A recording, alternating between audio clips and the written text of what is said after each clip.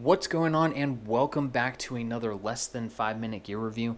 And in this video we're going to be going over the 21st Tactical Gun Belt.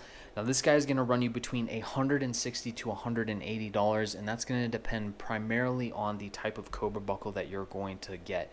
You can get this set up with or without a D-ring, and that's going to be your price difference. Now when it comes to the gun belt and having a D-ring on your Cobra buckle, I would highly recommend it. Because whether or not you need a safety line for vehicle or helicopter work, you can also use the D-ring to tie a drag line onto. Whether you use a Prusik Purcell, tubular nylon, or something else, you can set that up to be able to tie into the back of a dude's plate carrier that has become a casualty or he's become injured. And you can drag that individual behind cover to render aid, enabling you during that movement to employ your weapon system and protect yourself and the casualty, or allow the casualty to protect both himself and you as that movement is being made to cover. So I would highly recommend it. It's a really good thing to have if you're interested in learning how to build the Prusik Purcell. I have a video up on how to build that, so take a look at that if you're interested.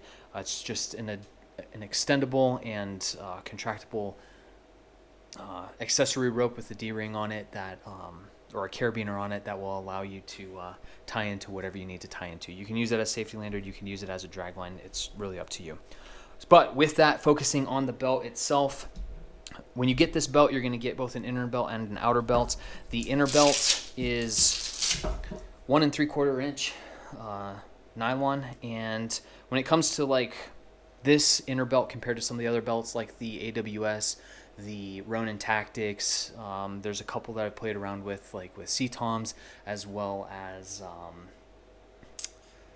oh man, the names go on forever. I'm not going to get into it.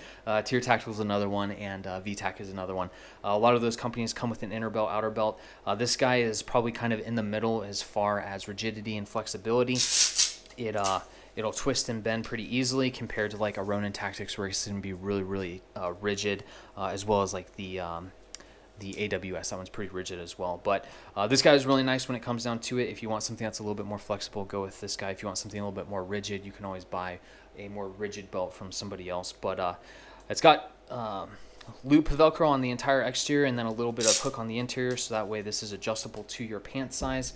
And like I said, it's 1 3/4 inch. So when you have that belt set up with this belt, your outer belt is going to be roughly 2 inches, and that will allow for this belt or this outer belt to kind of fold over just a little bit, not a lot. I'm not trying to exaggerate that by any means. But it will allow the top of this belt to kind of fold over the top and bottom of that inner belt, so that way it's not pinching when you're sitting in any kind of seat, whether it's aircraft, vehicle, waterborne on a boat, you name it. It's just going to make it just a little bit more comfortable to run this belt. So with that, when it comes to the construction and the setup of this guy, there are a few differences. They set this up with both 1/2 inch and full 1 inch MOLLE on here, so you do have a lot of adaptability, and you have the ability to really set this up and configure this in any way possible that you want, with different pouches and accessories and all of that. So I do think that's a nice feature to have this middle section of MOLLE, and then they have that 1/2 inch section on the top and the bottom. So it really it gives you a lot of versatility and options compared to a lot of the other belts on the market, like Lead Devil, Ronin Tactics, AWS, and some of the other companies that are out there that just have a top and bottom 1/2 inch MOLLE section. So if you want something that is going to give you a little bit more MOLLE, this is a good option. You have your Cobra buckle up front, like I said, and then you do have your adjustments on here. These belts are pretty true to fit, so I would highly recommend that you take it seriously when you're measuring yourself. I accidentally did not take it seriously, or I shouldn't say accidentally. I didn't take it as seriously as I should. I was just comparing the belt to other belts that I had purchased in the past. This is much more true to fit than a Ronin Tactics or an AWS, where there's a little bit more play in them. So with that, take the time, measure your waist. The interior, you do have a little bit of overlap up front here compared to some of the other belts out there that usually just have the buckle on either side. No issue there when it comes down to it. It actually is kind of nice because you don't have any pinching with the Cobra buckle. And then your interior is just your hook Velcro on the interior. So a really nice system when it comes down to it. I highly recommend it. I'm going to be using this guy for a precision kind of setup just because it's camo.